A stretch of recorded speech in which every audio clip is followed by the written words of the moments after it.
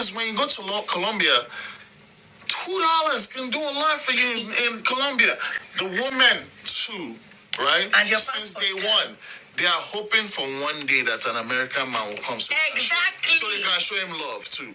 So when you come with that, they're putting their best foot forward. This dude is thinking in his mind, right? I met this girl that lives. I met this girl that lives in a flat in Cartagena, right? She lives in a flat in Cartagena with her mother, one bathroom, terrible, right? I met her. I met her in the club. Me and my frat boys, went on vacation. I met her and she liked me a lot. You know, took her to my hotel room. She's never been in that hotel in her entire life.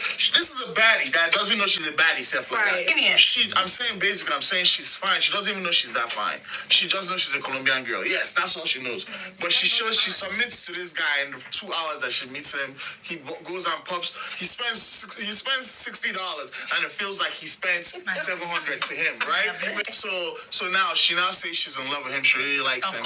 And then he's a professional. He's a professional that works a great job, and he's thinking, you know what? I'll fly her to America. He keeps talking to her after he leaves Colombia, and then he flies her, and then she goes from that flat in Cartagena, right, to a condo in Buckhead, and she sees what she can have. She will submit her life, her mother's life, her children's lives, everybody's lives to be anything that he wants. You know what I'm saying? I don't know if you listen to the woman or the women in the background, but they was making little slick comments the whole time he was talking about that whole situation. They was like, you don't like your own people, like for making that decision to go overseas and things like that. He just simply is trying to explain how it is. And I think women get so angry with dudes going overseas to find love or to find women that they are attracted to is because they realize, and this is my opinion, right? I think that they realize that they no longer have the leverage that they once had when the men were only in America, because at one point, those women were the only options they had. And because typically women outside of their community usually didn't want those type of men